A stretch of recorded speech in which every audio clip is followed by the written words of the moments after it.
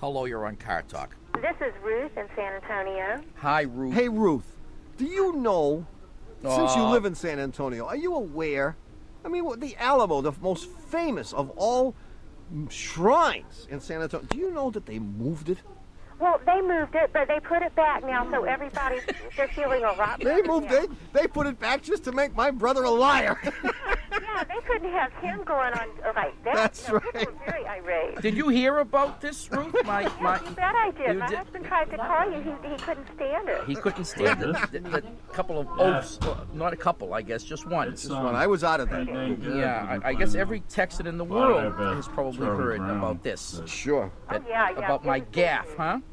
Yeah, well, I should explain to those people who haven't listened before that No one has listened before. I was speaking to a caller one day and mentioned to her that I had lived in San Antonio, and I was disturbed by the fact that I discovered that they had moved the Alamo. It used to be located way out of town, and they had moved it to make it more attractive or more accessible. Exactly, to the tourists. To tourists. That's what you suggested, that they had done this for crass materialism. And they would take a sacred shrine like the Alamo, and on the motivation of pure materialism, greed, you might even say. Money. The people of San Antonio had allowed this mission to be moved. And of course, everyone in the entire city straightened you out. Anyway, Ruth, what's up?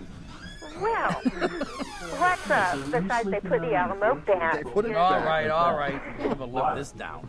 Never. Is that I have this car.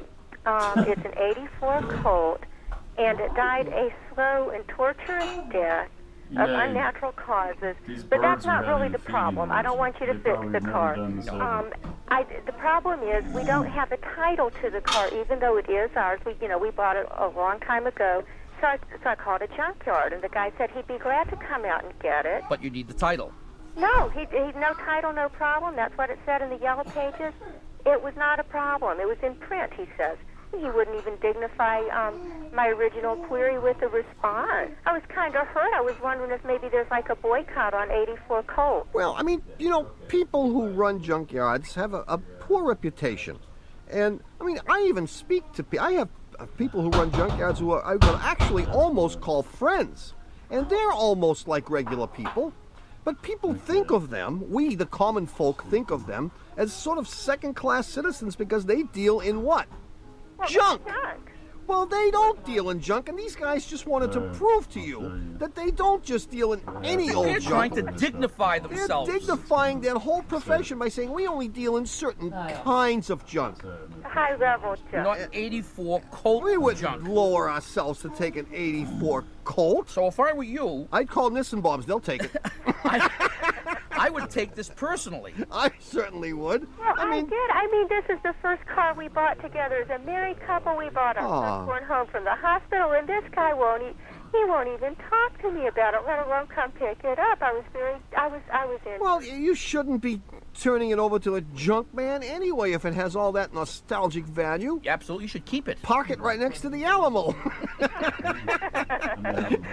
No, I'd be in serious trouble. What about making it into a flower planter? Have you ever seen that where people... Of course. Most of the cars I've ever owned have ended up had strawberries growing out the windows. Actually, one of my brother's car actually became an arboretum. I mean, there were real trees growing in his car for a while. There actually were. It was like the tropical rainforest. There was an entire ecosystem. Well, I had a convertible, the top of which wouldn't go up.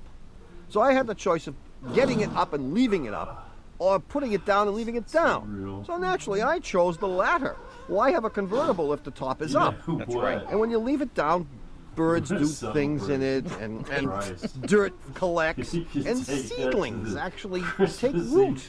And I actually was growing things. Maple trees and the like. I thought it was quite interesting. So ecosystem in the back seat. You may want to start this, Ruth. I mean, you may be onto something here. Well, I'll try that. Maybe a terrarium. It's a small car. I don't think trees would really... You're right. A terrarium is more appropriate.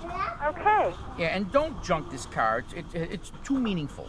Yeah, it really is. Keep it until it just disintegrates. I'm glad we straightened you out on that. Well, thank you very much for all your help. All right, Thanks, and Ruth. be sure to visit the Alamo before they go ahead and move it again. See you, Ruth. Bye-bye. Okay, look, I think it's time for us to take a little break because we were working hard. Good. I have to go check out my office. I hired a cleaning crew to give it a once-over. You know, a little spring cleaning.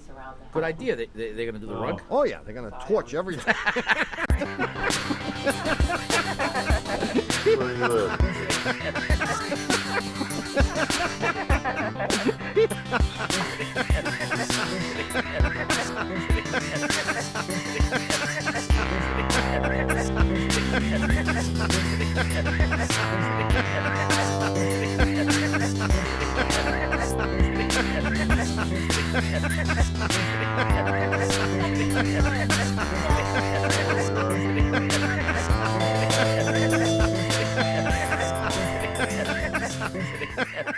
We wouldn't lower ourselves to take an '84 Colt. See you, Ruth.